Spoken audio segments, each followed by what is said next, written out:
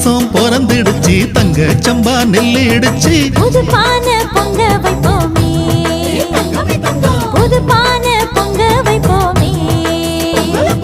மனையெல்லாம் அலங்கரிச்சு மாக்கோலம் வரைஞ்சு வச்சு ஊர் கூடி பொங்க வைப்போமே தமிழர் பண்பாடு சொல்லி வைப்போமே